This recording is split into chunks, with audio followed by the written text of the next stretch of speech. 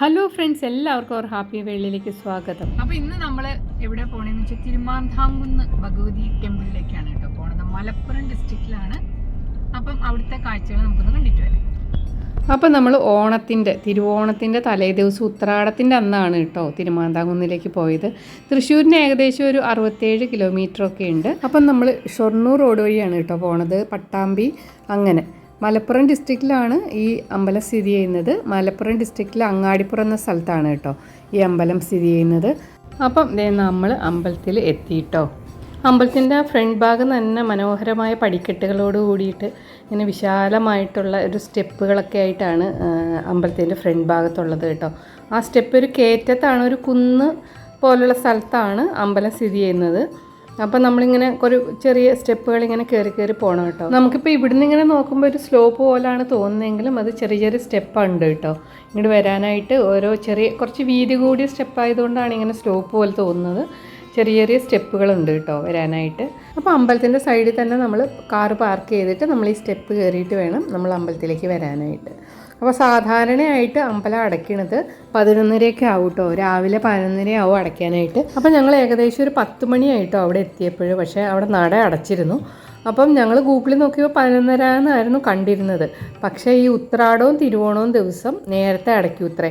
അപ്പോൾ തിരുമേനിമാർക്കൊക്കെ വീട്ടിൽ, അവിടുത്തെ ആൾക്കാർക്കൊക്കെ ഓണമായിട്ട് വീട്ടിൽ പോകണമല്ലോ നേരത്തെ. അപ്പോൾ അതുകൊണ്ട് ഈ 2 ദിവസം ഉത്രാടവും തിരുവോണത്തിനൊന്നും 10 മണിക്കാണ് അത്രേ നട അടയ്ക്കുക രാവിലെ. ഇനി വൈകുന്നേരം 5 മണിക്ക് നട തുറക്കുമെന്ന് പറഞ്ഞു.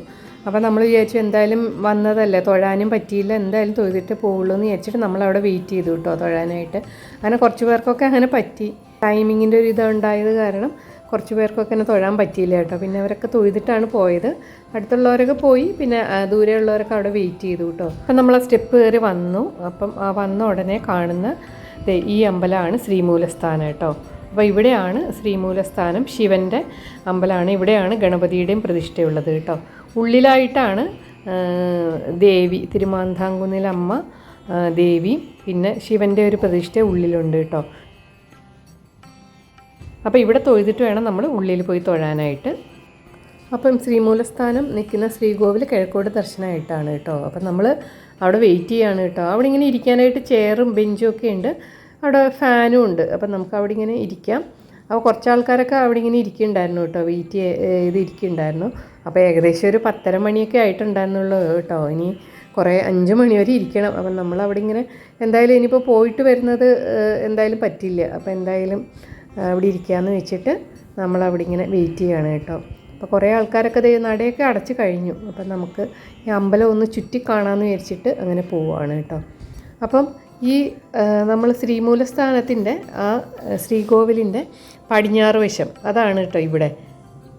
ഇതാണ് ആ ബാക്ക് വശമാണ്. ഇവിടെയാണ് ഗണപതി ഇങ്ങോട്ട് തിരിഞ്ഞാണ് കേട്ടോ ഇരിക്കുന്നത്. അപ്പോൾ അവിടെ ഒരു ചെറിയൊരു കുഞ്ഞൊരു കുഞ്ഞൊരു വാതിലുണ്ട് കേട്ടോ. അപ്പോൾ അതിലേക്കൂടെ നമുക്ക് ഗണപതിയെ കാണാം. അപ്പോൾ ഇവിടെ ഈ സ്റ്റെപ്പ് കയറിയിട്ട് ഇവിടെ വന്നിട്ടാണ് നമ്മൾ തൊഴുക കേട്ടോ. ഗണപതിയെ തൊഴുക ഇവിടെ വന്നിട്ടാണ്. പിന്നെ അവിടെ സങ്കല്പം, പാർവതി ശിവൻ സങ്കല്പം അവിടെയും തൊഴാൻ പറ്റും. ഫ്രണ്ടിലായിട്ടാണ് ശിവൻ്റെ പ്രതിഷ്ഠയുള്ളത്. അപ്പം നമ്മളിത് ഇങ്ങനെ ചുറ്റി വരികയാണ് കേട്ടോ. വലിയൊരു ക്ഷേത്ര കോമ്പൗണ്ടാണ് കേട്ടോ. പക്ഷേ അവർ നല്ല നീറ്റാക്കി ഇങ്ങനെ കല്ലുകളൊക്കെ പതിപ്പിച്ച് നല്ല നീറ്റാക്കി ഇട്ടിട്ടുണ്ട്. നല്ല വെയിലുണ്ടായിരുന്നെങ്കിലും നല്ല കാറ്റ് വീശുണ്ടായിരുന്നു കേട്ടോ. നല്ല ആ കുന്നിൻ്റെ മുകളിലായത് തന്നെ നല്ലൊരു കാറ്റിങ്ങനെ വരുന്നുണ്ടായിരുന്നു. ഇവിടെ എന്താ പറയുക, ഇവിടെ ഇങ്ങനെ ഒരു ഹോളൊക്കെ ഉണ്ട് കേട്ടോ. അതുമാതിരി ഇവിടെ മംഗല്യപൂജ ഇവിടെ പ്രസിദ്ധമാണ് കേട്ടോ. അപ്പോൾ അവിടുത്തെ അന്ന് കഴിക്കുന്ന ആൾക്കാർക്ക് അവിടുത്തെ പ്രസാദമൊക്കെ വിതരണം ചെയ്യുന്ന സ്ഥലമാണ് അവിടെ. അത് കഴിഞ്ഞ് നമ്മളിങ്ങനെ ഇപ്പോൾ ഇതിപ്പം നമ്മൾ പടിഞ്ഞാറേ നടയാണ് കേട്ടോ. ഇവിടെ ഫുള്ള് പടിഞ്ഞാറേ നടയാണ്. ഇനി നമുക്ക് വടക്കേ നടയിലേക്ക് പോകാം കേട്ടോ. അവിടെ കൂടെയാണ് എൻട്രൻസ് കേട്ടോ. അമ്പലത്തിൻ്റെ ഉള്ളിലേക്ക്, ശ്രീകോവിലിൻ്റെ നാലമ്പലത്തിലേക്ക് പ്രവേശിക്കുന്നത് വടക്കേ നടയിൽ കൂടെയാണ് കേട്ടോ. അപ്പോൾ ഇവിടെ തിരുമാന്താംകുന്നിലമ്മ എന്താ പറയുക, ദർശനം വടക്കോട്ട് ദർശനമായിട്ടാണ് തിരുമാന്താംകുന്നിലമ്മയുടെ പ്രതിഷ്ഠയുള്ളത്. അതുമാതിരി തൊട്ടടുത്ത് തന്നെ ശിവൻ്റെ പ്രതിഷ്ഠയുണ്ട്. അത് കിഴക്കോട്ട് ദർശനമായിട്ടാണ് കേട്ടോ.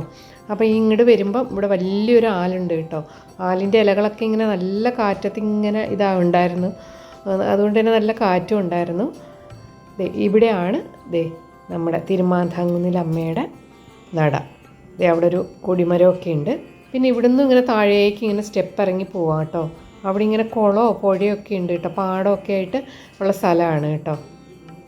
അപ്പോൾ അവിടെ ആൾക്കാർ ഓണായതുകൊണ്ട് തന്നെ നിറച്ച് ഫോട്ടോഷൂട്ടും കണ്ട ആൽമരവും കാര്യങ്ങളൊക്കെ ഉണ്ട്. നല്ലൊരു പ്രകൃതി മനോഹരമായിട്ടുള്ള സ്റ്റെപ്പുകളും എല്ലാം നല്ലൊരു പ്രകൃതി മനോഹരമായിട്ടുള്ളൊരു സ്ഥലമാണ്. അതുകൊണ്ട് തന്നെ ആൾക്കാർ കണ്ടില്ലേ സെറ്റ് മുണ്ടൊക്കെ ഉടുത്തിട്ട് കുട്ടികളാട്ടോ, കോളേജ് കുട്ടികളൊക്കെ റീൽസ് എടുക്കാനും മറ്റുമൊക്കെ ആയിട്ട് അവിടെ ഇങ്ങനെ ഫോട്ടോഷൂട്ടിനൊക്കെ വന്നിട്ടുണ്ടായിരുന്നു കുറേ കുട്ടികളൊക്കെ. നല്ല മനോഹരമായിട്ടൊരു സ്ഥലം കേട്ടോ. അത് നന്നായിട്ട് അവർ വെച്ചിട്ടുണ്ട്, നല്ല നീറ്റാക്കി നന്നായിട്ട് വെച്ചിട്ടുണ്ട് കേട്ടോ. അതിങ്ങനെ താഴേക്ക് പോയി കഴിഞ്ഞാൽ സ്റ്റെപ്പും അവിടെ പാടവും അവിടെ ഒരു ആൽമരവും ആൽത്തറയൊക്കെ ആയിട്ട് നല്ലൊരു മനോഹരമായിട്ടൊരു സ്ഥലമാണ് കേട്ടോ താഴെ. അപ്പോൾ ഇവിടെ ഒരു ചെറിയൊരു ഗണപതി പ്രതിഷ്ഠയുണ്ട്. പിന്നെ നമ്മൾ അതിൻ്റെ മുന്നിൽ കൂടി ഇങ്ങോട്ട് വന്നു കഴിഞ്ഞ് കഴിഞ്ഞാൽ ആ കാണുന്നത് ക്ഷേത്രപാലകൻ. അവിടെ നട അടച്ചേക്കാണ് കേട്ടോ. അപ്പുറത്ത് നേരെ കാണുന്നത് രക്ഷസ്, പിന്നെ അവിടെ സർപ്പങ്ങൾ, അങ്ങനെ പുറത്ത് അങ്ങനെയൊക്കെയാണ് കേട്ടോ പ്രതിഷ്ഠ. ഉള്ളിലായിട്ട് തിരുമാന്താംകുന്നിൽ ഭഗവതി വടക്കോട്ട് ദർശനമായിട്ടും മഹാദേവൻ കിഴക്കോട്ട് ദർശനമായിട്ടുമാണ് ഉള്ളത് കേട്ടോ. അതുപോലെ തന്നെ സപ്ത മാതൃക്കളുടെ പ്രതിഷ്ഠയുണ്ട്. പിന്നെ നമ്മൾ വടക്കേ നടയിൽ കൂടെ കയറിയിട്ടാണ് നമ്മൾ ദർശനത്തിനായിട്ട് പോകേണ്ടത്. ഉള്ളിലേക്ക് നമ്മൾ ദർശനം കഴിഞ്ഞിട്ട് നമ്മൾ പുറത്തേക്ക് വരുന്നത് കിഴക്കേ നടയിൽ കൂടെയാണ് കേട്ടോ. അപ്പം നമ്മളിതിങ്ങനെ ചുറ്റി വരികയാണ്. പിന്നെ ഈ അമ്പലത്തിൻ്റെ ഒരു ഐതിഹ്യം എന്തെന്ന് പറഞ്ഞു കഴിഞ്ഞാൽ, സൂര്യവംശ രാജാവായിരുന്ന മാന്ധാതാവ് രാജ്യം ഉപേക്ഷിച്ച് സന്യാസം സ്വീകരിച്ച് മഹർഷിയായി ഭാരതം ചുറ്റുന്ന സമയം അങ്ങാടിപ്പുറത്ത് എത്തിയ അദ്ദേഹം ഇവിടുത്തെ വന്യ സൗന്ദര്യവും ശാന്തതയും കണ്ട് ഇവിടെ ശിവനെ തപസ്സനുഷ്ഠിച്ചു. തപസ്സിൽ പ്രസാദവദനായ ശ്രീ പരമേശ്വരൻ പ്രത്യക്ഷപ്പെട്ട് ഏതാഗ്രഹവും ചോദിക്കുവാൻ ആവശ്യപ്പെട്ടു. ലോകത്തിലെ ഏറ്റവും വലിയതും മനോഹരവുമായ ശിവലിംഗമാണ് തനിക്ക് വേണ്ടതെന്നായിരുന്നു അദ്ദേഹത്തിൻ്റെ മറുപടി. ലോകത്തിലെ ഏറ്റവും മനോഹരമായ ശിവലിംഗം ശ്രീ പാർവതിയുടെ കയ്യിലാണെന്ന് അറിയാവുന്ന ശിവൻ ധർമ്മസങ്കടത്തിലായി. ഒടുവിൽ പാർവതി അറിയാതെ ഈ ജ്യോതിർലിംഗം ശിവൻ മാന്ധാതാവ് മഹർഷിക്ക് സമ്മാനിച്ചു. ശിവനെ ഭർത്താവായി ലഭിക്കാൻ പാർവതി ആരാധിച്ച ശിവലിംഗമായിരുന്നു ഇത്. തൻ്റെ കൈവശമുണ്ടായിരുന്ന ജ്യോതിർലിംഗം നഷ്ടപ്പെട്ടതായി അറിഞ്ഞ ശക്തിസ്വരൂപിണിയായ പാർവതിയുടെ കോപത്തിൽ നിന്നും ശ്രീ ഭദ്രകാളി പ്രത്യക്ഷപ്പെട്ടു. നഷ്ടപ്പെട്ട ശിവലിംഗം തിരിച്ചു കൊണ്ടുവരാൻ പാർവതിയുടെ അഭ്യർത്ഥന പ്രകാരം ഭദ്രകാളിയും ശിവഗണങ്ങളും പുറപ്പെട്ടു. ഭദ്രകാളി മഹർഷിയെ സ്നേഹപൂർവ്വം അനുനയിപ്പിച്ച ജ്യോതിർലിംഗം വീണ്ടെടുക്കുവാൻ ശ്രമിച്ചെങ്കിലും നടന്നില്ല. അതോടെ ശിവഗണങ്ങൾ മഹർഷിയുടെ ആശ്രമം ആക്രമിച്ചു. ശിവലിംഗം എടുത്തു കൊണ്ടുപോകാൻ ശ്രമിച്ചു.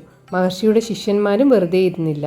അവർ തിരിച്ച് കാട്ടുപഴങ്ങൾ പെറുക്കി എറിഞ്ഞു. ഓരോ കാട്ടുപഴങ്ങളും ഓരോ ശിവലിംഗങ്ങളായാണ് ശിവഗണങ്ങളുടെ മുകളിൽ വീണത്. ശിവഗണങ്ങൾക്ക് തിരിഞ്ഞോടേണ്ടി വന്നു. അപ്പോൾ ഉഗ്രരൂപം പൂണ്ട ഭദ്രകാളി നേരിട്ട് വന്ന് ബലമായി ശിവലിംഗം എടുത്തു കൊണ്ടുപോകുവാൻ നോക്കി.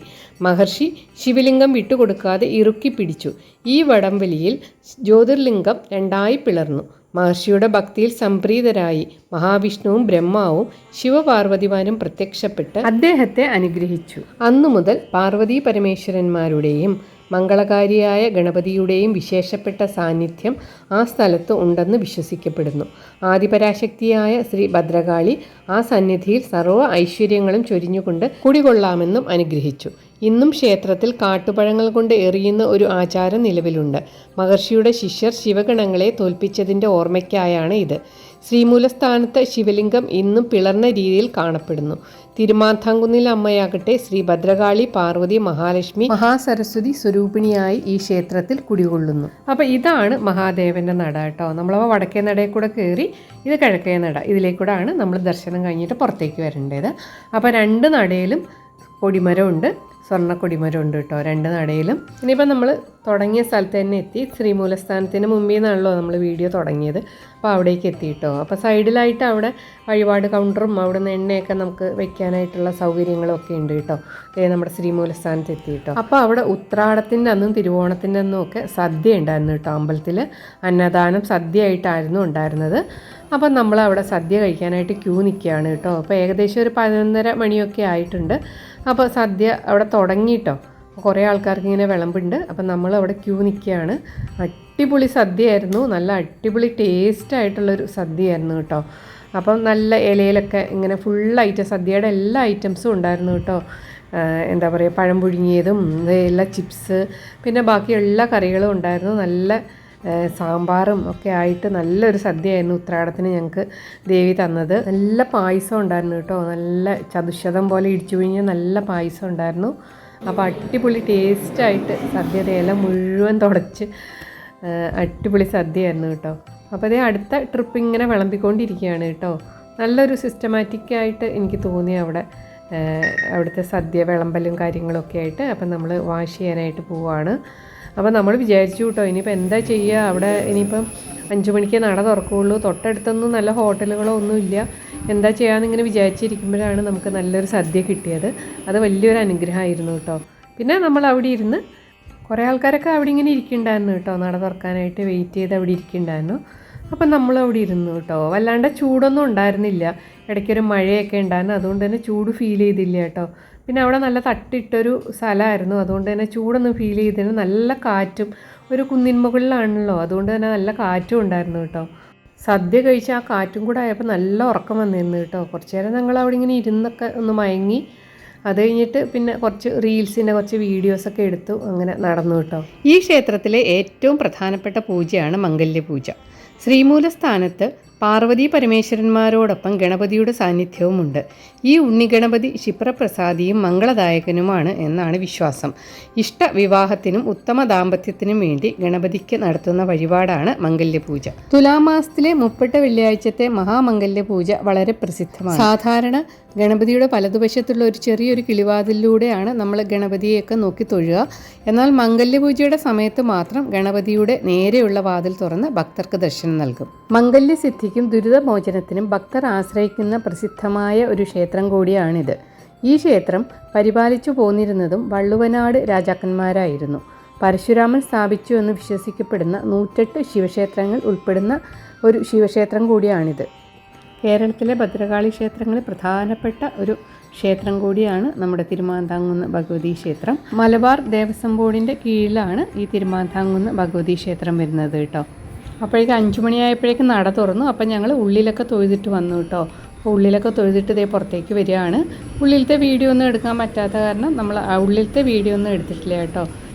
അപ്പം നട തുറന്ന ശേഷം നമ്മൾ ആ ഇരുന്ന സ്ഥലത്തൊരു സ്റ്റേജ് പോലെ ഉണ്ട് കേട്ടോ. അപ്പോൾ അവിടെ ഇരുന്നിട്ട് കുറച്ച് ആൾക്കാരിങ്ങനെ പുള്ളുവമ്പാട്ടോ അതുപോലെ തോന്നി എനിക്ക്, അങ്ങനെ പാടുണ്ടായിരുന്നു കേട്ടോ.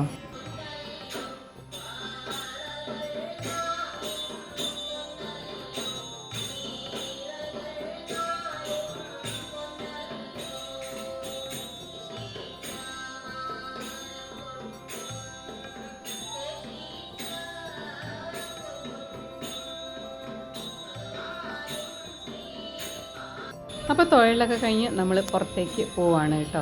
അപ്പം ആ സ്റ്റെപ്പ് അങ്ങോട്ട് ഇറങ്ങി ചെല്ലുമ്പോൾ തന്നെ അവിടെ ഒരു ദേവസ്വം ക്യാൻറ്റീനുണ്ട് കേട്ടോ. ഒരു ചെറിയൊരു ഹോട്ടൽ പോലൊരു ക്യാൻറ്റീനുണ്ട് അവിടെ. അപ്പം നമ്മളൊരു 12 മണിയായപ്പോഴൊക്കെയാണ് ഊണ് കഴിച്ചത്, പിന്നെ ഒന്നും കഴിച്ചിട്ടില്ല. അപ്പോൾ ചെറുതായിട്ട് വിശന്നും തുടങ്ങി. അപ്പം നമ്മളവിടുന്ന് ദോശയും ചായയൊക്കെ കഴിച്ചു കേട്ടോ. അവിടെ അടിപൊളി ദോശയായിരുന്നു കേട്ടോ. നെയ് റോസ്റ്റാണ് കഴിച്ചത്. ഈ റോസ്റ്റിൻ്റെ കൂടെ ഒരു റെഡ് ചട്നി ഉണ്ടായിരുന്നു, അത് അടിപൊളി ടേസ്റ്റ് ആയിരുന്നു കേട്ടോ.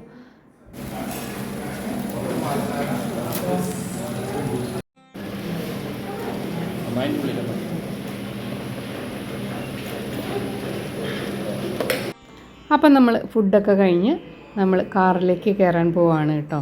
അപ്പം നല്ലൊരു അമ്പലമായിരുന്നു. നമ്മൾ കുറച്ച് നേരം ഇരുന്നെങ്കിൽ നമുക്കൊരു മുഷിപ്പൊന്നും തോന്നിയില്ല കേട്ടോ. നല്ലൊരു സദ്യ കിട്ടി, ഭഗവതിയുടെ ദർശനം കിട്ടി, ഭഗവതിയുടെയൊക്കെ ദർശനം കിട്ടി. ഞങ്ങൾ സന്തോഷമായിട്ട് മടങ്ങുകയാണ്. അപ്പോൾ ഇന്നത്തെ വീഡിയോ തിരുമാന്താംകുന്ന് ഭഗവതി ക്ഷേത്രത്തിനെ കുറിച്ചുള്ള വീഡിയോ ആയിരുന്നു. അപ്പോൾ ഇന്നത്തെ വീഡിയോ എല്ലാവർക്കും ഇഷ്ടമായെന്ന് കരുതുന്നു. എല്ലാവർക്കും ഭഗവതിയുടെ ഒക്കെ അനുഗ്രഹം ഉണ്ടാവട്ടെ, എല്ലാവർക്കും നന്മകൾ വരട്ടെ. അപ്പോൾ ഇന്നത്തെ വീഡിയോ കണ്ട എല്ലാവർക്കും നന്ദി. Thank you.